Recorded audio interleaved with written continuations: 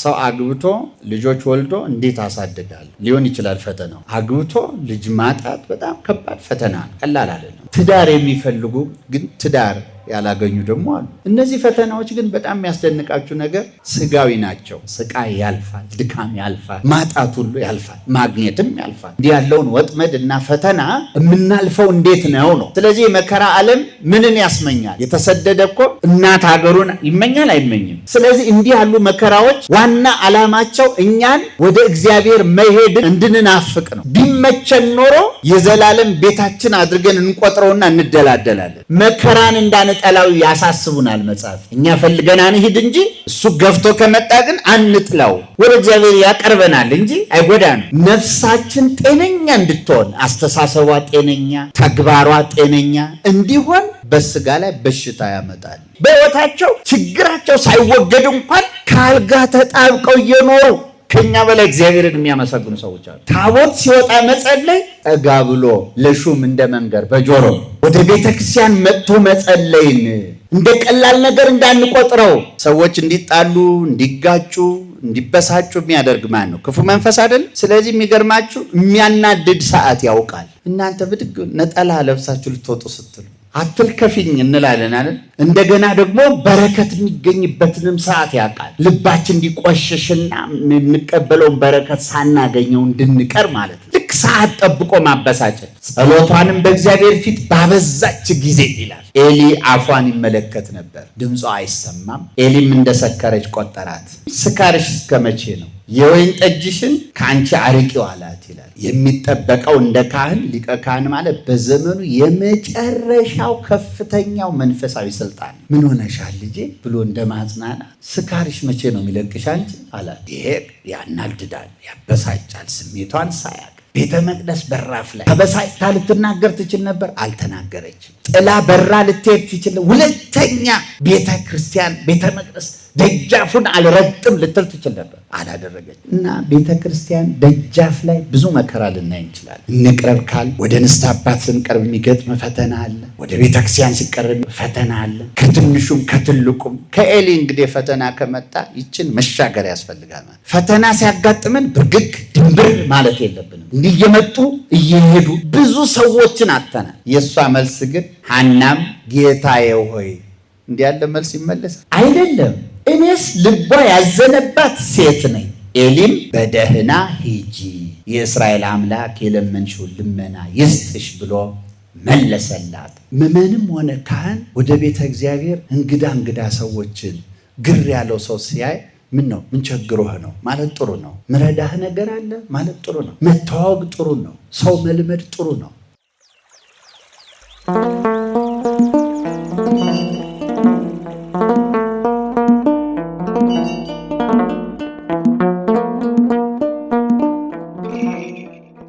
በስመ አብ ወወልድ ወመንፈስ ቅዱስ አሐዱ አምላክ አሜን። የተወደዳችሁ የልዑል እግዚአብሔር ቤተሰቦች፣ ምዕመናን፣ ምዕመናት ሁላችሁ በልዑል እግዚአብሔር ስም እንደምን ሰነበታችሁ? እንደምን ዋላችሁ? በቸርነቱ የጠበቀን ለዚህች ዕለት ለዚህች ሰዓት ያደረሰን ልዑለ ባሕርይ እግዚአብሔር አምላካችን ስሙ ከአጽናፍ እስከ አጽናፍ የተመሰገነ ይሁን። ቀደም ሲል በመርሃ ግብር መሪው እንደተገለጸልን እኔም ደስታዬን መግለጥ እፈልጋለሁ። ከረዥም ዘመን በኋላ በተመሳሳይ መድረክ ብዙ ወንድሞቻችንን እህቶቻችንን የምንናፍቃቸውን አገልጋዮች አግኝተናል እና በጣም ደስ ብሎኛል። መቼም በአገልግሎት የሚጠቀም ሲያስተምር የሚማረው ብቻ አይደለም የሚያስተምረውም እና ከዚህ ቦታ እኔም ብዙ በረከት አግኝቼበታለሁ እና እግዚአብሔርን አመሰግናለሁ ለማለት ነው። እና አምላካችን ስሙ በድጋሚ የተመሰገነ ይሁን። ሰው ደግሞ በአካል ከተራራቀ ዘመንም ከገፋ ብዙ በመሃል የሚፈጠር ነገር ይኖራል። ከቁጥር ሳያጎድል በጤና በሕይወት ጠብቆ አገናኝቶናል። አሁንም በድጋሚ እግዚአብሔር አምላካችን ስሙ የተመሰገነ ይሁን። ወደ ትምህርታችን እንሄዳለን። ለትምህርታችን ርዕስ የምናደርገው የሐና ፈተና የሚል ይሆናል። ሐና የሚባሉ በመጽሐፍ ቅዱስ ብዙ ባለ ታሪኮች ስላሉ ታሪኩን ስንተርከው ትንሽ ግልጽ ይሆንልናል። ሐና የምትባል ደግ ሴት ከበድ ያለ ፈተና ገጥሟት ነበር በሕይወቷ። ሰው ሲኖር ምድር ላይ ይፈተናል እና በብዙ አይነት ፈተና ይፈተናል። ያን ፈተና እንዴት እንደተወጣችው ማወቅ ለእኛ ደግሞ በሕይወታችን ለሚያጋጥሙን ፈተናዎች እንዴት መወጣት እንዳለብን ትምህርት እንወስድበታለን ማለት ነው። ስለዚህ ከመጽሐፈ ሳሙኤል ቀዳማዊ አንደኛ ሳሙኤል ማለት ነው ምዕራፍ 1 ጀምሮ ያለ ታሪክ ነው። የታሪኩ መነሻ ሐና የምትባል ሴት ነበረች። ባሏ ሕልቃና ይባላል እና ባሏ ደግሞ እርሷን ብቻ አይደለም ያገባው እና ሌላም ሚስት ነበረችው እና ያቺ ሴት ደግሞ ፍናና ትባላለች። መጀመሪያ ሁለት ሚስቶች ስላሉት ሰው ስንናገር ሁልጊዜ የሚፈጠር ጥያቄ ይኖራል አይደል? እንዴት ሁለት ይፈቀዳል እንዴ የሚል ጥያቄ ይነሳል ማለት ነው። ያንን ግልጽ ለማድረግ አሁን ታሪኩን የምንተርከው ታሪክ የሚገኘው በመጽሐፍ ቅዱስ ውስጥ በኦሪት ከኦሪትም ደግሞ በጣም ቀደም ባለ ዘመን ስለሆነ እንዲህ ያለ ጋብቻ የሚያስነቅፍ አልነበረም ማለት ነው።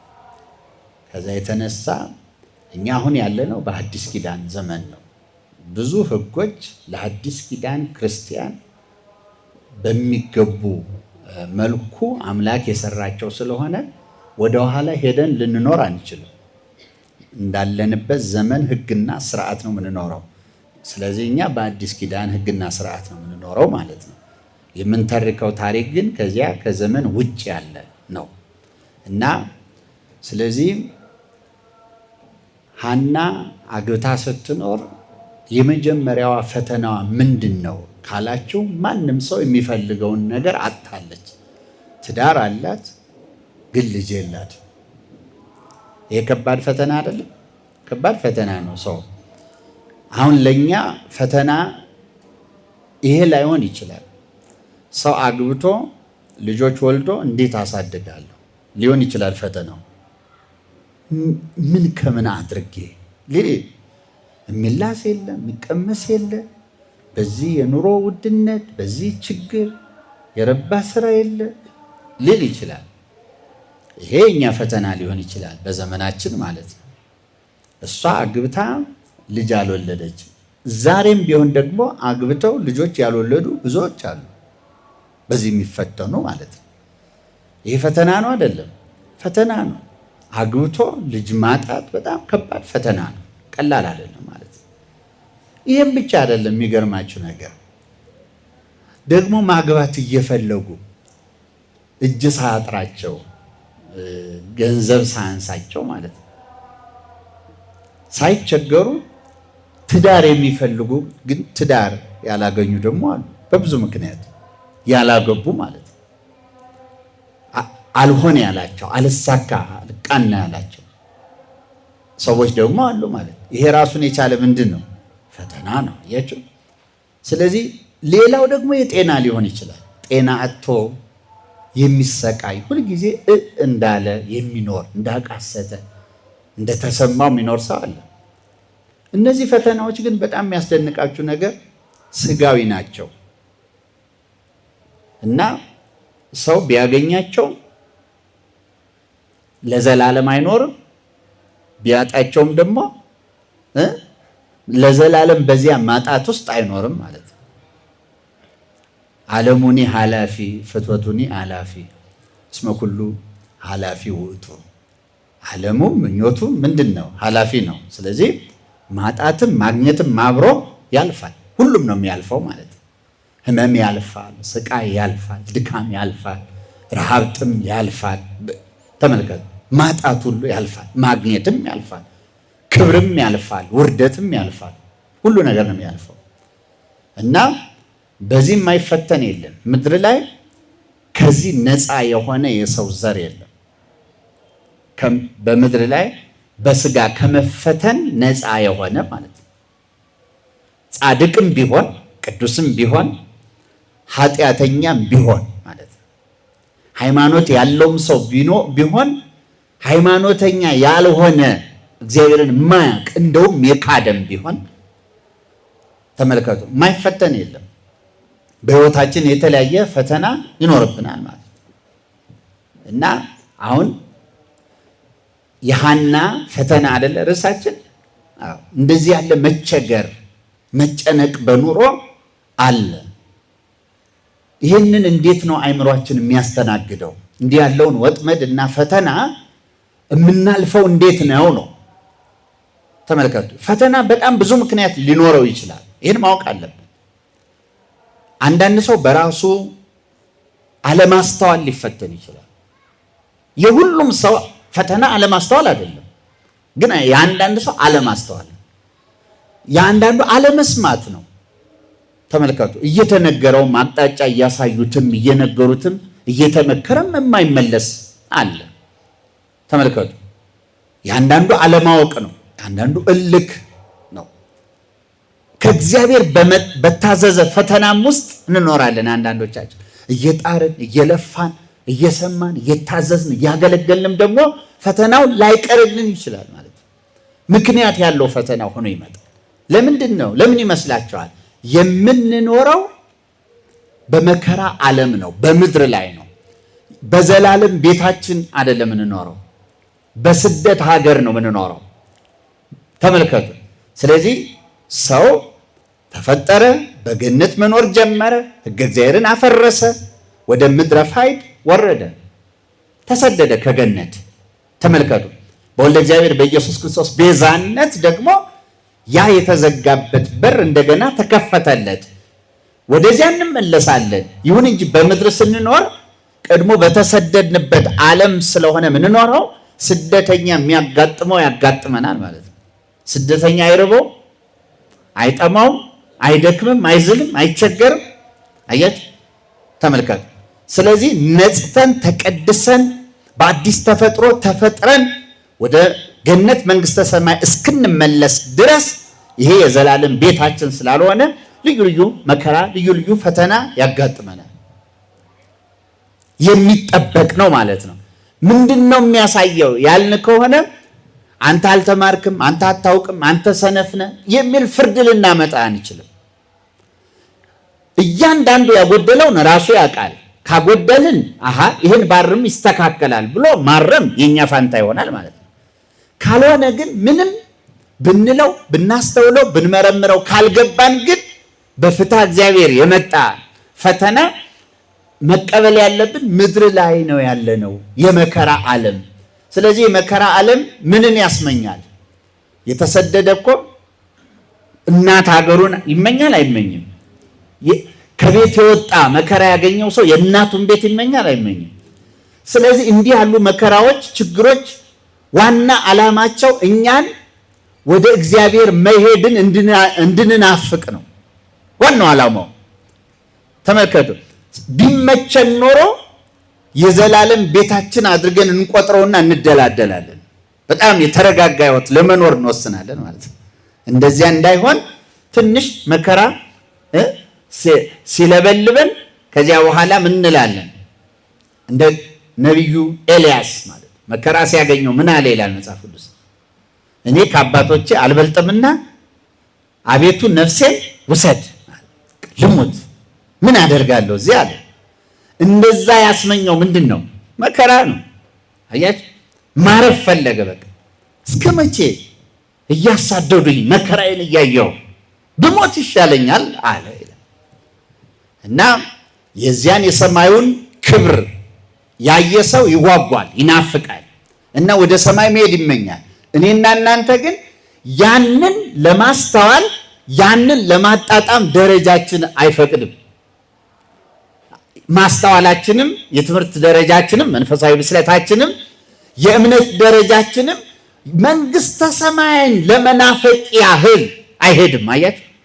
ስለዚህ ለኛ ቅርቡ እዚህ መከራው ነው፣ የዚያ ጣዕም አይደለም። በሁለቱም መሳብ ይቻላል። በጣዕመ መንግስተ ሰማያትም ሰማያዊ ህሊና ሊኖረን ይችላል። በምረረ ገሃነምም አያችሁ፣ በገሃነም እሳት መራራነትም እግዚአብሔርን እንናፍቃለን ማለት ነው። በምድር ላይ ባለም ችግር እግዚአብሔርን እንናፍቃለን። ወደ እግዚአብሔር ልባችን ይሄዳል ማለት ነው። ስለዚህ መከራን እንዳንጠላው ያሳስቡናል መጻሕፍት። እኛ ፈልገን አንሂድ እንጂ እሱ ገፍቶ ከመጣ ግን አንጥላው፣ ለበጎ ነው። ወደ እግዚአብሔር ያቀርበናል እንጂ አይጎዳንም። እንደውም በቸርነቱ ብዛት ነው ልንቸገር የምንችለው። አይደንቃችሁም? አሁን ይህን ለመቀበል መንፈሳዊ ህሊና ያስፈልጋል። መንፈሳዊ ህሊና እኮ ዓለማውያን ከሚያስቡበት በሌላ አቅጣጫ ነው ነገርን የሚያየው። ከዚህ የተነሳኛ ለበጎ ነው እንላለናል። ለበጎ ነው እንላለን። እንዲህ ስትሏቸው ይሄ ምኑ ነው ለበጎ የሚሉ እኮ ሰዎች አሉ። ይህን መረዳት ያቅታቸዋል። ግን ለበጎ ነው። ተመልከቱ፣ ለበጎ ነው እና መከራም ለበጎ ይሆናል። ቅዱስ ዮሐንስ አፈወርቅ የተናገረው አንድ ኃይለ ቃል አለ።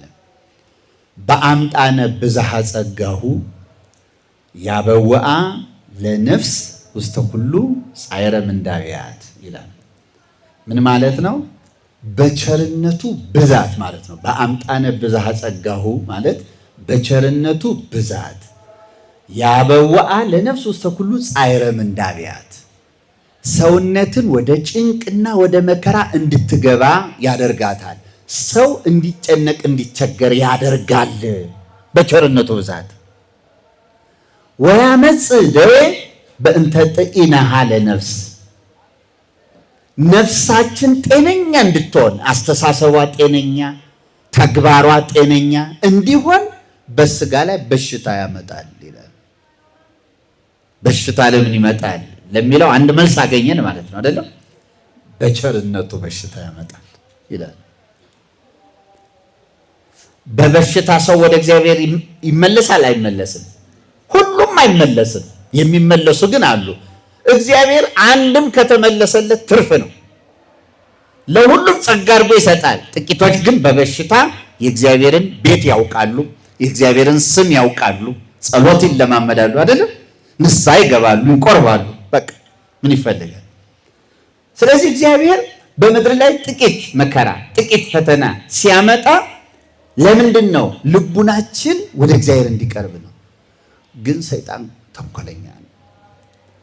የሚያስደንቃችሁ ነገር እንደዚህ ለበጎ ልንጠቀምበት የምንችለውን ፈተናም ሆነ መከራ፣ ችግር ሰይጣን ደግሞ አጣሞ ተቸግረንም መከራችንንም አይተን ከመከራው በሚገኝ ጥቅም እንዳንጠቀም ደግሞ አይምሯችንን ይቀይረዋል። እንደገና ሰይጣን ምን አድርጎ ካላችሁ ችግር ሲያጋጥመን ወደ እግዚአብሔር መቅረብ ሲገባን ካማረር ነው፣ ከተበሳጨን፣ ከተናደድን፣ በእግዚአብሔር ላይ ካጉረመረምን፣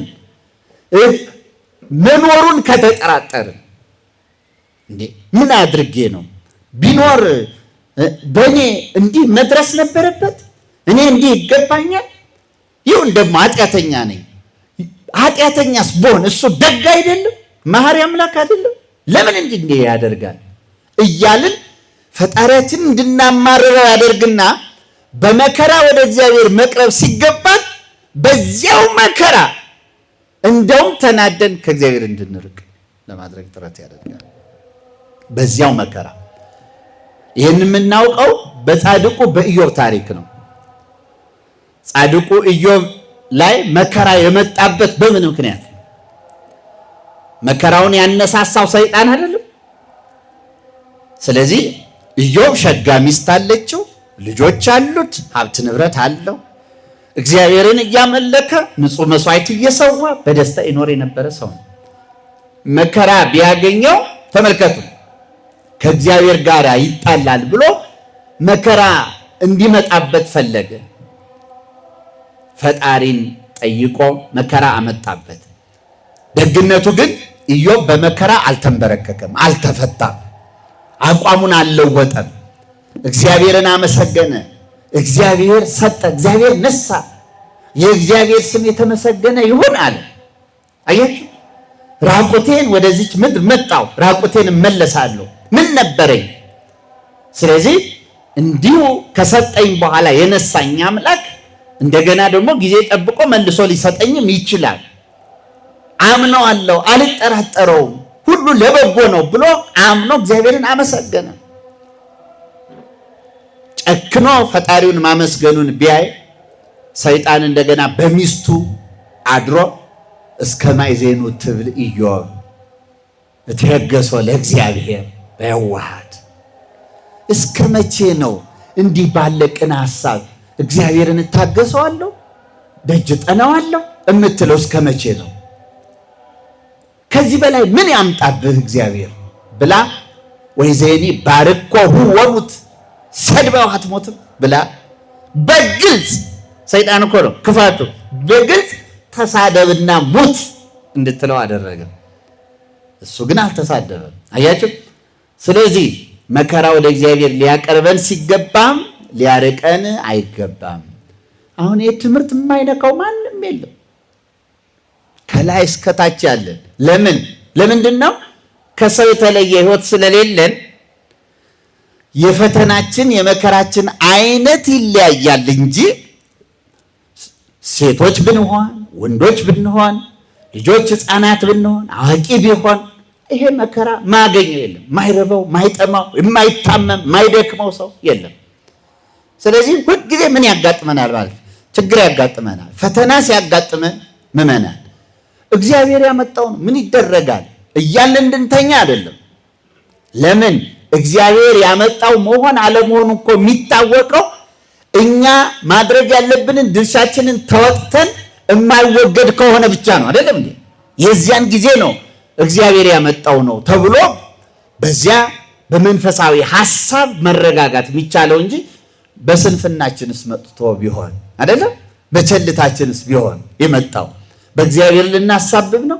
ስለዚህ ሁልጊዜ ክርስቲያኖች የማይፈልጉትን ነገር ለማራቅ ለማስወገድ ጥረት ትጋት ያስፈልጋቸዋል። የማናውቀውን ለማወቅ ደግሞ መሞከር መስራት ያለብንን ነገር ማምለጫ መንገድ ሁሉ እየፈለግን ኑሯችንን ለማሻሻል ለመለወጥ ለመጠንከር ተሽሎ ለመገኘት ሁልጊዜ ጥረት ማድረግ አለብን። ከዚያ በኋላ ከዚያ ያለፈውን ግን ደግሞ ያለምንም ማጉረምረም እግዚአብሔርን በማመስገን መቀበል መቻል አለብን። የትምህርቱ ዋና ዓላማ ይሄ ነው። ስለዚህ ሐና ልጅ በማጣት ምን ሆነች ለማለት ነው? ተፈተነች በታሪክ ውስጥ። ከዚያ ስትፈተን ምን ታደርግ ነበር? አንደኛ ትጾም ነበር። ያለነው በወራ ጾም ነው አይደለም? ትጾም ነበር፣ እህል አትቀምስም ነበር ይላል። አዘውትራ ትጾም ነበር። በዚህ ደረጃ ነው ከሐዘን ጋር ከምሬት ጋር ስለሆነ ነው እህል አትቀምስም ነበር የተባለ። ባሏ እየተጨነቀ ምን ነው ሐና ለምን እህል አትቀምሽም እባክሽን ይላታል። ተመልከቱ። እና እሷ ትጾም ነበር ትጸልይም ነበር። ጠንካራ ጸሎተኛ እና የጾም ሰው ነበረች ሐና፣ ጠንካራ። ስለዚህ ሰው በችግር ውስጥ ሲሆን ምን ማድረግ አለበት ማለት ነው? አዎ እየጾመ እየጸለየ እግዚአብሔርን ደጅ መጥናት አለበት ማለት ነው። መጾም መጸለይ ምን ያደርጋል? መጾም መጸለይ ችግራችን እንዲቀረፍ ያደርጋል በብዙ መንገድ። በመጀመሪያ እግዚአብሔር ለችግራችን መፍትሄ ያመጣል። ያጣነውን እንድናገኝ መንገዱ እንዲገለጥልን እንዲገባን በምን አቅጣጫ መሄድ እንዳለብን እግዚአብሔር በሆነ መንገድ ያመለክተናል። ስለዚህ ለችግራችን መፍትሄ ይገኛል።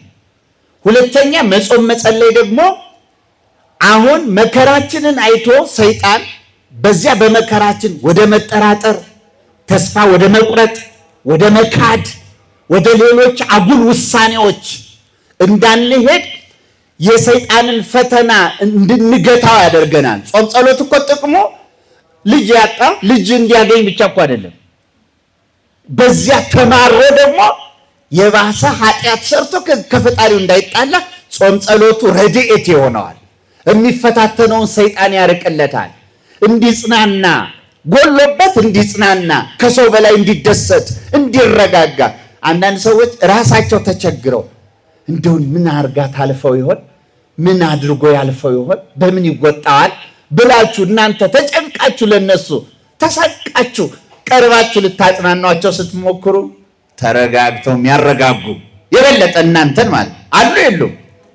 ችግራቸው ተወግዶ ነው አይደለም። ልቡናቸው ሙሉ ነው። በእግዚአብሔር የተወከሉ ናቸው፣ የተመኩ ናቸው። አያችሁ። ስለዚህ ያንን የሰይጣን ፈተና ድል ለማድረግ ችለዋል። ስለዚህ በሕይወታቸው ችግራቸው ሳይወገድ እንኳን ከአልጋ ተጣብቀው እየኖሩ ከኛ በላይ እግዚአብሔርን የሚያመሰግኑ ሰዎች አሉ። ከኛ በላይ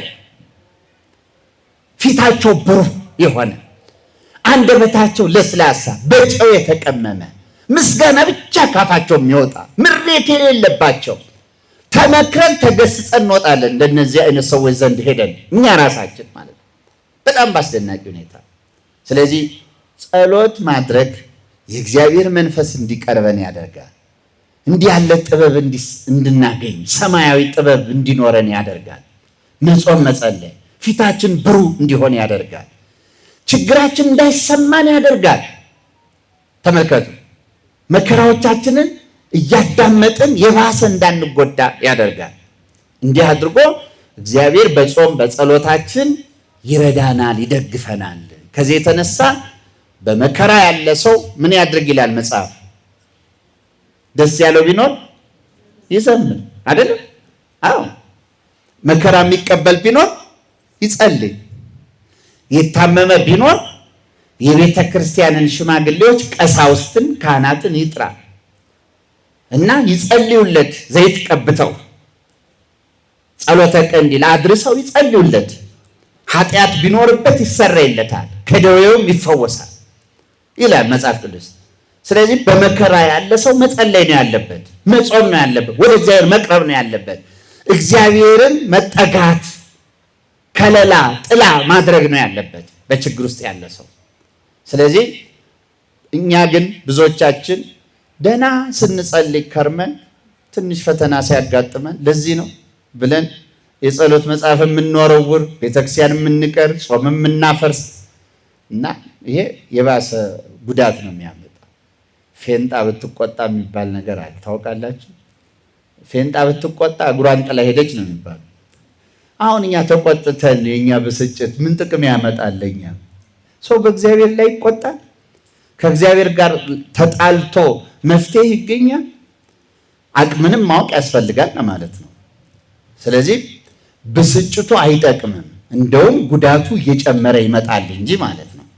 ስለዚህ መረጋጋት ነው የሚያስፈልገው እና ሐና በጣም ብዙ መከራ አግኝቷታል።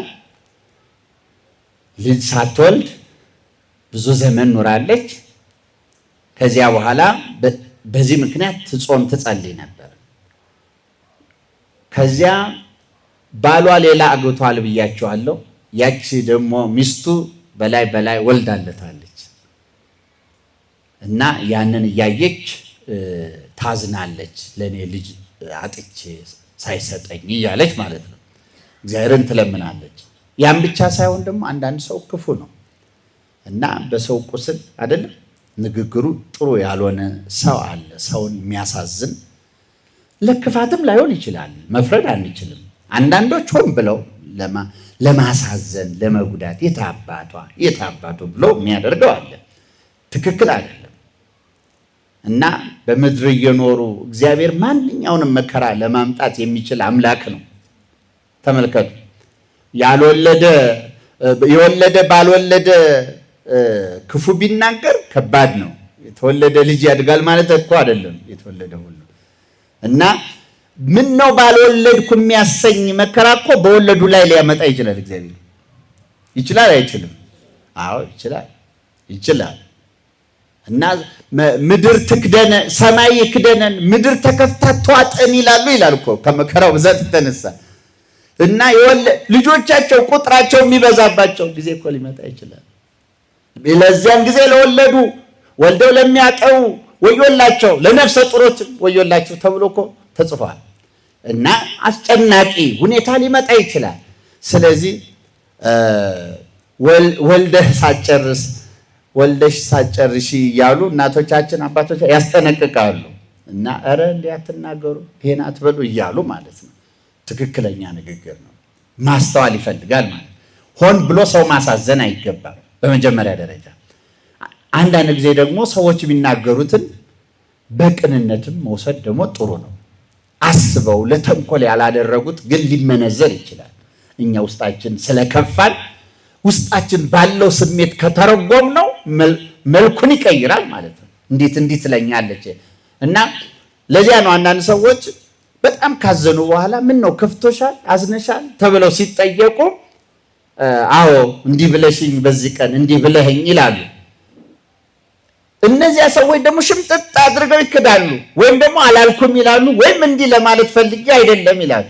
ምክንያት እውነቱ ያ ነው። የሚገርማችሁ ነገር ቢሉ ኖሮ ወይም አስበውበት ቢሆን ማሳዘን ከፈለጉ አዎ ይሉ ነበረ። ነገር ግን እኔ እንዲህ ለማለት ፈልጌ አይደለም ካሉን በጣም ጥሩ ነገር ምን እንደሆነ ታውቃላችሁ? ቃላቸውን ማመን ነው። በግምት ከመሄድ መጣላት እንፈልጋለን እንዴ? ከሰው ጋር ፍቅር ነው እንኳን የኔ ትርጉም ነው ማለት ነው። እንኳን እናንተ ልብስ አልኖረ እግዚአብሔር ይመስገን ፍቅራችን ተረፈልን ማለት ነው የሚያስፈልገው እንጂ ብለሽኛል ብሎ ሙግት አያስፈልግም ለማለት ነው። እና በቀና መተርጎም ያስፈልጋል የሰዎችን ንግግርና ድርጊት።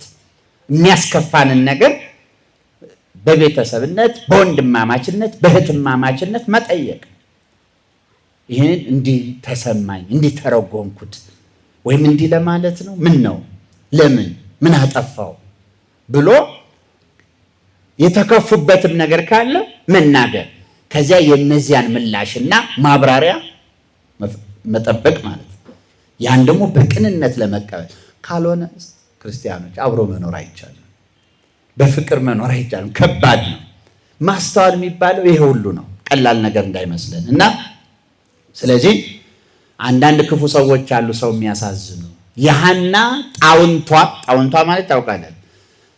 ተመልከቱ፣ የባሏ ሚስት ማለት ነው። ጣውንቷ ሆን ብላ ታሳዝናት ነበር። ሆን ብላ በነገር በምክንያት ታስከፋት ነበር። ልጅ ባለመውለዷ ላይ ምን ተጨመረ ማለት ነው? ሌላ አሳዛኝ ነገር ፈተና ተጨመረባት ማለት ነው። አሁን ወደ መጽሐፍ ቅዱሱም ታሪክ ብንሄድ እና አለፍ አድርገን ብናነበው በጣም ብዙ ቁም ነገር እናገኝበታለን። መጽሐፈ ሳሙኤል ቀዳማዊ አንደኛ ሳሙኤል ምዕራፍ 1 ላይ ያለ ታሪክ ነው እያነበብን እያየን ያለ ነው። እና አንድ ቀን በዓል የሚያከብሩበት ጊዜ ደረሰ እና ከቁጥር 1 ጀምሮ ላንብብላችሁ። በተራራማው በኤፍሬም ሀገር ከአርማቴም መሴፋ የሆነ ስሙ ሕልቃና የተባለ ኤፍሬማዊ ሰው ነበረ። እርሱም የኢያሬም ልጅ የኢሊዮ ልጅ የቶሂ ልጅ ይልና ትውልዱን ነው የሚዘረዝረው። የናሲብ ልጅ ነበረ። 2 ሚስቶች ነበሩት ይላል። ነግሬያቸዋለሁ አስቀድሜ። የአንዲቱ ስም ሐና የሁለተኛይቱም ስም ፍናና ነበረ። ለፍናናም ልጆች ነበሯት ይላል። ለሐና ግን ልጅ አልነበራትም። ያም ሰው በሴሎ ይሰግድ ዘንድ ለሰራዊት ጌታም ለእግዚአብሔር ይሰዋ ዘንድ ከከተማው በየዓመቱ ይወጣ ነበር። ለእግዚአብሔር ይሰግዳል፣ በየዓመቱ በዓል ያከብራል፣ መስዋዕት ያቀርባል። የእግዚአብሔርም ካህናት 2ቱ የኤሊ ልጆች አፍኒንና ፊናስ በዚያ ነበሩ። ሕልቃና የሚሰዋበት ቀን በደረሰ ጊዜም ለሚስቱ ለፍናና ለወንዶችና ለሴቶች ልጆቿ ሁሉ እድል ፈንታቸውን ሰጣቸው ይላል። በዓል ለማክበር ሊሄዱ ሲሉ ለሚስቱ ለፍናና በዓል መውጫ ልብስ አለ አይደለም? ይህንን ለቤተክርስቲያን የምትሰጡት ብሎ አባት አይደለም መባ እንዲያስገቡ ይህን ለብሳችሁ የምትሄዱት የክት የበዓል ልብስ እያለ ስጦታ ሰጣቸው ማለት ነው። ለፍናናም ለሚስቱም ሰጣት፣ ለልጆቿም ደግሞ እንደዚያው በተመሳሳይ ሁኔታ ስጦታ ሰጣቸው። ከዚያ በኋላ ሐናንም ይወድ ነበርና ለሐና 2 እጥፍ እድል ፈንታ ሰጣት ይላል። ይወዳታል፣ በዚያ ላይ ደግሞ አብልጦ ሰጣት። እንደው እሷ ሆድ የባሳት ሴት ስለሆነች የበለጠ ሊያጽናናት ማለት ሊደግፋት። እግዚአብሔር ግን ማህፀኗን ዘግቶ ነበረ ይላል። ማን ነው ማህፀኗን የዘጋው? እግዚአብሔርም ማህፀኗን ዘግቶ ነበርና ጣውንቷ ታስቆጣት ታበሳጫትም ነበር። ተመልከቱ፣ ጣውንቷ እንዲህ አድርጋ ታበሳጫት ነበር። በየዓመቱም እንዲህ ባደረገ ጊዜ እሷም ወደ እግዚአብሔር በምትወጣበት ጊዜ ታበሳጫት ነበር። ደጋገመው። አያችሁ፣ አንዳንድ ሰው ደግሞ አለ የሚያነሳበት እንደው እናንተ ብድግ ነጠላ ለብሳችሁ ልትወጡ ስትሉ አትልከፊኝ እንላለን አይደል? አትልከፈኝ እንላለን። ደህናውን እኮ የተቀመጠ ሰው ነው። በዓል ሊከበር ሲል መንፈሳዊ ነገር ሊደረግ ሲል ይሄንን ግን ሚስጥሩን ማወቅ አለብን። ሰዎች እንዲጣሉ፣ እንዲጋጩ፣ እንዲበሳጩ የሚያደርግ ማን ነው? ክፉ መንፈስ አይደለም? ስለዚህ የሚገርማችሁ የሚያናድድ ሰዓት ያውቃል። እንደገና ደግሞ በረከት የሚገኝበትንም ሰዓት ያውቃል። በዓል ሊከበር ሲል እኛ ለበረከት ስንሄድ ልባችን እንዲቆሽሽና የምንቀበለውን በረከት ሳናገኘው እንድንቀር ማለት ነው። ልክ ሰዓት ጠብቆ ማበሳጨት እና ሰይጣን ለክፋቱ ጥበበኛ ነው። ለዚያ ነው በመጽሐፍ ቅዱስ ይሄ ልጄ ታማሚ ነው፣ ሙሉ ጨረቃ በሆነ ጊዜ ይጥለዋል፣ ከእሳትም እንደገና ደግሞ ከውሃም የሚል ቃል አለ በመጽሐፍ ቅዱስ ውስጥ። ሰዓት አይቶ ሙሉ ጨረቃ ሲሆን ይጥለዋል የሚለው ምን ይመስላችኋል? አያችሁ፣ ሰይጣን ያሰላል ማለት ነው። መቼ ልጣላው ይሄንን ሰው፣ መቼ ላስቀይመው ይላል። ተመልከቱ። ስለዚህ ጠብቆ ቤተክርስቲያን እግራችን ሊወጣ ሲል ወይም በቤተክርስቲያን ወይም በጸሎት ጊዜ ተመልከቱ፣ እንዲሆኛ አልጸልይም፣ እንዲሆኛ ቤተክርስቲያን አልሄድም እንድንል እኮ ነው። አሁን ልክ በዓመት በዓል ጠብቃ ታበሳጫት ነበር ይላል። ተመልከቱ። እና የሐና ፈተና አይደለም ሌላ ፈተና አልወለደችም። ይሄ ተፈጥሯዊ ነው። ሰው አበሳጫት አይባልም። ማን ነው ማህፀኗን ዘጋው የሚለው? ይሄ እግዚአብሔር ነው፣ ለእግዚአብሔር የሚሰጥ ነው፣ ከእግዚአብሔር ጋር የምትነጋገረው ነው። ምን አለ ደግሞ ፍናና ባታበሳጫት? እንደውም ማዘን ነበር አይደለም የሚገባው ለሐና። አይ እኔ ከልጆች ጋር እየተጽናናው ምኖር ነኝ፣ እንደውም ጨምረ ለሷ ስጣት፣ እዘንላት፣ እንዲህ ነው መባል የነበረበት። እኔ ሌላ ደስታ አለኝ፣ እሷ መከፋት የለባትም፣ በመከፋቷ ላይ ሌላ ሐዘን አልጨምርባትም ተብሎ ሰው ሲቸገር የበለጠ ማዘን ይገባል እንጂ በችግሩ ላይ ሌላ ችግር ሆኖ መምጣት አይገባም። ተመልከቱ። ነገር ግን እንዲህ አላደረገችም፣ የበለጠ አስከፋቻት ይላል እና አበሳጨቻት። ከዚያ በኋላ ምን ይነግረናል? በየዓመቱም እንዲህ ባደረገ ጊዜ እርሷ ወደ እግዚአብሔር በምትወጣበት ጊዜ ታበሳጫት ነበር ካለ በኋላ ሐናም ታለቅስ ነበር ይላል። ታለቅሳለች፣ ትጸልያለች፣ ትጾማለች እና አንዳችም አትቀምስም ነበረ። ባሏም ሕልቃና ሐና ሆይ ለምን ታለቅሻለሽ? ለምንስ አትቀምሽም እህል? ለምንስ ልብሽ ያዝንብሻል? እኔ እስከ 10 ልጆች አልሻልልሽምን አላት ይላል። ልብ የሚነካ ታሪክ ነው። ከልጆች እኔ አልበልጥም? ፊቴ ተቀየረብሽ? የኔ ፍቅር እንዳለ ነው። ይወዳታል፣ አብልጦ ይሰጣታል። ልጅ ወለደች ብሎ ለዛችኛዋ ሚስቱ አላዳላም። ተመልከቱ። እንዲህ አድርጎ ሚዛን ጠብቆ እንደውም የተሻለ አድርጎ ሊያጽናናት ይሞክራል። ግን እሷ እንደተከፋች ቆየች። በሴሎ ከበሉና ከጠጡ በኋላም ሐና ተነሳች ይላል እና ካህኑም ኤሊ በእግዚአብሔር መቅደስ መቃን አጠገብ በመንበሩ ላይ ተቀምጦ ነበር። በዓል አከበሩ። አሁን እኛ አንዳንድ ጉዞ እናደርጋለን አይደለ? በዓል ለማክበር በዓሉ ይከበራል። ከዚያ በኋላ መንገድ ከመጀመራችንና ወደ የቤታችን ከመመለሳችን በፊት ደግሞ እህል እንቅመስ ይባላል። እንደዚያ አሁን በዓሉን አከበሩ፣ መስዋዕታቸውን ሰውተዋል፣ ስርዓቱ በሙሉ አልቋል፣ በሉ ጠጡ። እሷ ሽልክ ብላ ተነስታ እንደገና ወደዚያው ሄደች። ተመልከቱ፣ ልትጸልይ ግን ህልቃና ምንድነው የመሰለው? ልታለቅስ ነው የምትሄደው፣ ከፍቷታል ብሎ አሰበ። ከበሉና ከጠጡ በኋላ እሷ ተነስታ ሄደች ወደዚያ ወደ ቤተ መቅደሱ ማለት ነው። መቅደስ መቃን አጠገብ በመንበሩ ላይ ተቀምጦ ነበረ ይላል። ኤሊ ነው፣ ሊቀ ካህኑ ነው ይሄ። እርሷም በልቧ ትመረር ነበረ፣ በእግዚአብሔር ፊት ጸለየች፣ ጽኑ ልቅሶም አለቀሰች። ስታለቅስ ነው የኖረችው። አሁን ደግሞ ወደ መቅደሱ ስትጠጋ ይህች የሰማይ ደጅ ናት ይላል አይደል? አሁን በጆሮው ልትነግረው ነው ማለት ነው ለእግዚአብሔር። በጣም የሚያስደንቃችሁ ታቦት ሲወጣ መጸለይ ጠጋ ብሎ ለሹም እንደ መንገር በጆሮ፣ ቤተ መቅደስ ሄዶ መጸለይ እንደዚያ። የያዕቆብን ታሪክ አናውቅም? በቤቴ ከምድር እስከ ሰማይ መሰላል ተዘርግቶ በህልሙ አየ፣ ብድግ አለ። ይህች የሰማይ ደጅ ናት አይደል ያለው? የሰማይ ምንድን ናት? አዎ ወደ ደጁ ጠጋ ብሎ መንገር ያስፈልጋል። ቤተክርስቲያን ናት እኮ የሰማይ ደጅ።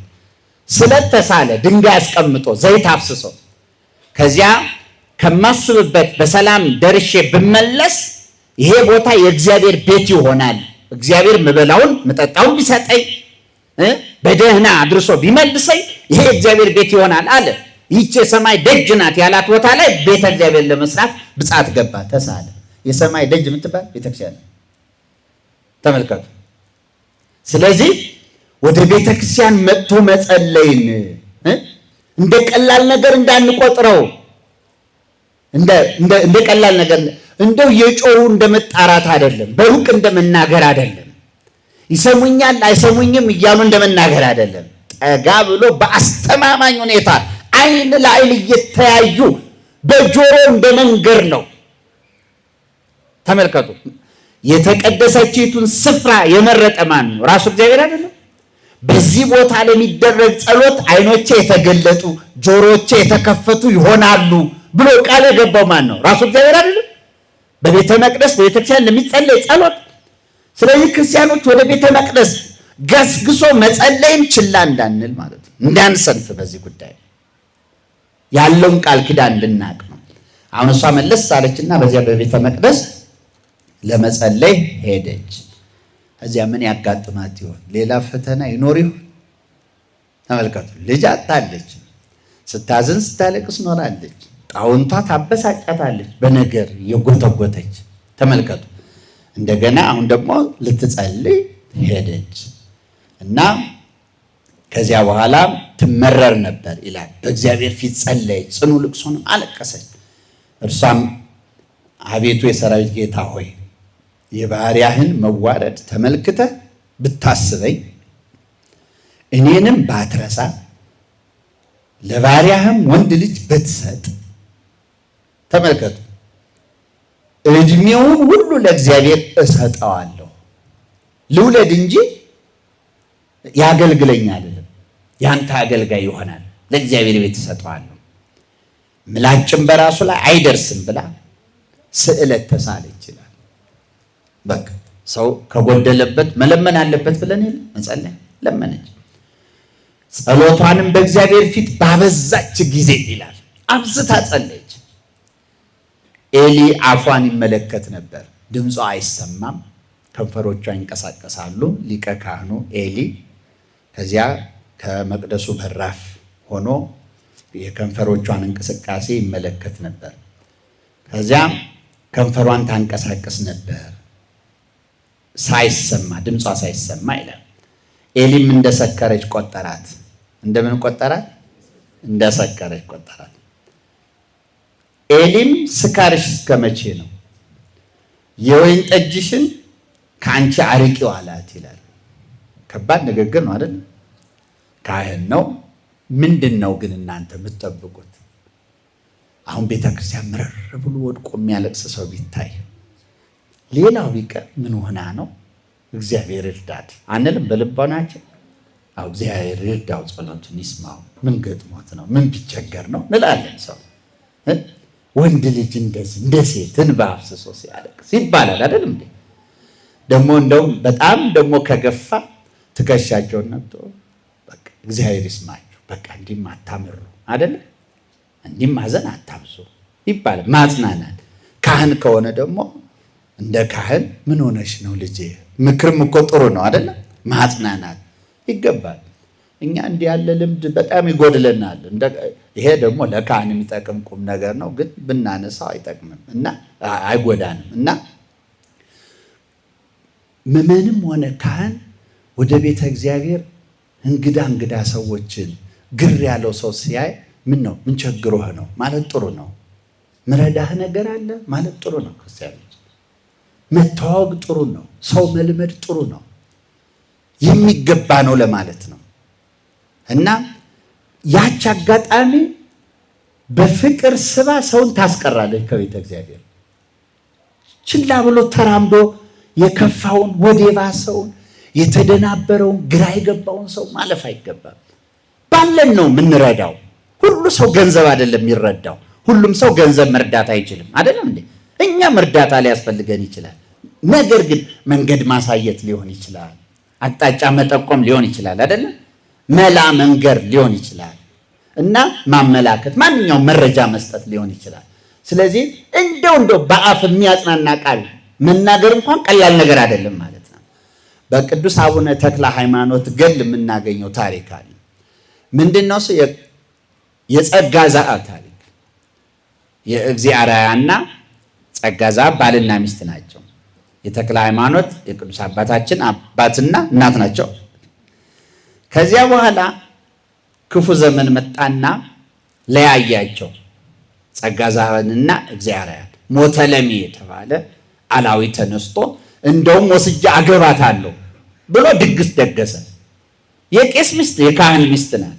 የእሳቸውንም ክህነት ሊያፈርስ እሷንም ሊያረክስ ማለት ነው። ከዚያ በኋላ እሷ ልብሰ መርዓት ለብሳ የሙሽራ ልብስ ለብሳ ሸልማዋት ሳለ ታለቅሳለች። ሊያረክሰኝ ነው አንተ ቅዱስ ሚካኤል እርዳኝ እያለች ስትለምነው ቅዱስ ሚካኤል ነጠቅ አድርጎ ወስዶ ካህኑ ጸጋ ዘአብ ከሚያጥንበት ቤተ መቅደስ ወሰዳት። ታሪኩ እንዴት እንደሚያያዝ ልብ ብላችሁ ስሙ። ከዚያ በኋላ ጸጋ ዘአብ ዕጣን አጥኖ አገልግሎቱን ጨርሶ ፈጽሞ እንግዳ ሴት አለባበሷም የተለየ ነው። እንግዳ ሴት በዚያ በቤተ መቅደስ መኖሯን አየና መጨረሻ ትኩር ብሎም እያየ አይደለም እንዲህ ሰው መርዞ መመራመር ከፍ ዝቅ አድርጎ መመልከት አይደለም የሚያስፈልገው። አያችሁ ይሄን ሁሉ ነው እኮ የምንማረው ስንማር። ሰውን እንዲህ በአይን አይገመገምም ማለት ነው። አይቶ እንዳላየ ሆኖ እኮ ማስተዋል፣ መመርመር፣ መነጋገር ይቻላል። ይቻላል አይቻልም? ስለዚህ ምን ነው ልጄ እንግዳ ትመስያለሽ ይሏታል። አዎ እንግዳ ነኝ፣ ባሌ ሞቶ ነው ትላለች። ባሏ ሞቶ ነው አይደል? እሷ እኮ ጸጋ ዘአብ ካህኑ ባሏ መሆኑን እኮ አውቃለች። ቀስ አድርጋ ግን ትመርምረዋለች። ባሌ ሞቶ እንደውም ደግሞ ያንተ ሚስት እንደተወሰደች ሰምቻለሁ፣ ታሪክ ሰምቼ እኔም የከፋኝ አንተም የከፋህ ሰው ስለሆንክ ትለዋለች ማለት ነው። ተመልከቱ። እኔ አሁን ታሪኩን እናንተ ከመጽሐፉ አንብቡት። ከገል ዋና ያነሳሁት ቁም ነገሩ ለምንድን ነው ይሄ የመጣበት? ካህን እንግዳ ሰው አይቶ ዝም ብሎ አያልፍም ነው ማለት ነው። አያችሁ። ስለዚህ እንግዳን ማደሪያ ማረፊያ ትፈልጋለህ? እንዲህ ያለ እንግዳ መጥቶብናል፣ እናንተ የሚቀበለው ሰው ብሎ ያገናኛል። ካህን ይሄን መስመር መዘርጋት ይችላል ማለት አያችሁ። አንዱ አንዱን እንዲረዳው እንዲደጋገፉ ማድረግ የሚችል ስለሆነ ማለት ጠይቆ ማጽናናት መምከር ያባት ነው ለማለት ነው። እና ታዲያ ሐና እንዲህ ያለ ችግር በገጠማት ጊዜ ከቤተ መቅደስ ሂዳ ስትጸልይ የሚጠበቀው እንደ ካህን ሊቀ ካህን ማለት በዘመኑ የመጨረሻው ከፍተኛው መንፈሳዊ ስልጣን ነው፣ የመጨረሻ። ስለዚህ ዝም ብለን እናመሳሰል ካልን በዚህ ዘመን ፓትርያርክ ማለት ነው። ከዚያ በላይ ምን አለ? መንፈሳዊ ሹመት እና ስለዚህ ይህ ካህን ሊቀ ካህኑ መጥቶ ምን ሆነሻል ልጄ ብሎ እንደ ማጽናናት ስካርሽ መቼ ነው የሚለቅሽ አንቺ አላት። ይሄ ያናድዳል፣ ያበሳጫል። ስሜቷን ሳያቅ ቤተ መቅደስ በራፍ ላይ ተበሳጭታ ልትናገር ትችል ነበር፣ አልተናገረችም። ጥላ በራ ልትሄድ ትችል፣ ሁለተኛ ቤተ ክርስቲያን ቤተ መቅደስ ደጃፉን አልረግጥም ልትል ትችል ነበር፣ አላደረገችም። እስቲ ንግግሯን ተመልከቱ። ምን ነው ስካርሽ መቼ ነው የሚለቅሽ እያላት፣ የእሷ መልስ ግን ተመልከቱ። የወይን ጠጅሽን ካንቺ አርቄው አላት። ሐናም ጌታዬ ሆይ፣ እንዲህ ያለ መልስ ይመለሳል? ጌታዬ ሆይ አይደለም፣ እኔስ ልቧ ያዘነባት ሴት ነኝ። ጠጅና ሌላ የሚያሰክር ነገር አልጠጣሁም። ነገር ግን በእግዚአብሔር ፊት ነፍሴን አፈሰስኩ። ሐዘኔና ጭንቀቴ ስለበዛ እስካሁን ድረስ ተናግሬያለሁ። ስጮ ስለፈልፍ ያየሁ ጸሎቴም ነው። ባሪያ እንደምናምንቴ ሴት አትቁጠረኝ፣ እንደ ሌሎች ሴቶች አይደለሁም። ዘመኑ ክፉ ነበር፣ ያ ዘመን በቃ እግዚአብሔር የማይፈራበት ዘመን። እሱንም ግን በነገራችን ላይ ያናገረው የወቅቱ ሁኔታ ነው። እንደዚያ ያናገረው የወቅቱ ሁኔታ ምን ነበር ካላችሁ፣ በወቅቱ ህልም የለም፣ ራእይ የለም፣ መገለጥ የለም። እግዚአብሔር ህዝቡን አያነጋግርም። የሰው ኃጢአት በዝቷል። እንደገና በቤተ መቅደስ ዙሪያ ራሱ መብሉ፣ መጠጡ፣ ስካሩ በዝቷል። እንኳን ወንዱ ሴቱ ይሰክራል። እንኳን ሌላ ቦታ መሸታ ቤት ቤተ እግዚአብሔር ይሰከራል። ለዚያ ነው ስካርሽ የማይለቅሽ ያለ፣ ያውም በቀን ሴቲቱን ዘመን ከፍቷል። ታስታውሳላችሁ የዚህን ወቅት ታሪክ። ይሄ እንግዲህ ባለ ጰራቅሊጦስን አክብረናል። መንፈስ ቅዱስ የወረደበትን አይደለም። በዚያን ቀን በልዩ ልዩ ቋንቋ ተናገሩ። ሲናገሩ ሐዋርያትን ምን አሏቸው ይላል? ኧረ እነዚህ ጠጅ ተግተው ነው፣ የደፈረሰ መጠጥ ጠጥተው ነው እንዲህ የሆነው ያልሆነውን ይዘላብዳሉ አላል። እንዲህ ሲሉ ቅዱስ ጴጥሮስ ምን አለ ይላል? እናንተ እንደ ሰከረ ሰው ለምን ትቆጥሩናላችሁ? እኛ አልሰከርንም። አንደኛ ገና ከቀኑ 3 ሰዓት ነው። በጠዋት አይጠጣም አይሰከርም አለ።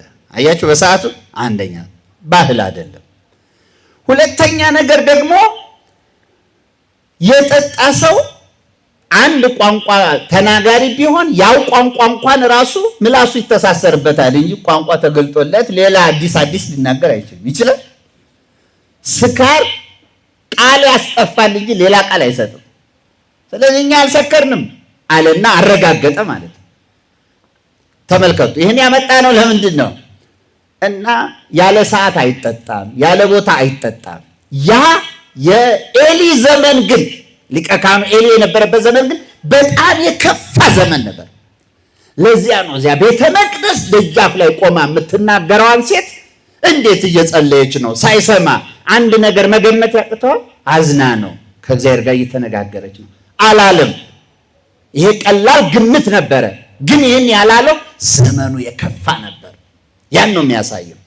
ስለዚህ ጌታዬ ብላ አለስልሳ ስትናገር አለመስከሯን ያሳያል አያሳይም? ይሄ ንግግሯ ያሳያል አይደለም? በቃ እሱም ደግሞ ክፉ ሰው አይደለም። ክፉ ሰው ስላልሆነ ወዲያው ተመለሰ። እያየውሽ ብሎ አልተከራከረም። ተመለሰና ምን አለ? ኤሊም በደህና ሂጂ፣ የእስራኤል አምላክ የለመንሽውን ልመና ይስጥሽ ብሎ መለሰላት። እርሷም ባሪያ በዓይነ ፊት ሞገስ ላግኝ አለች። ሴቲቱም መንገዷን ሄደች፣ በላችም። ፊቷም ከእንግዲህ ወዲያ አዘንተኛ መስሎ አልታየም። በሃይማኖት ጸለየች፣ እንደሚደረግላት አመነች። በቃ ከዛ በኋላ አላዘነች።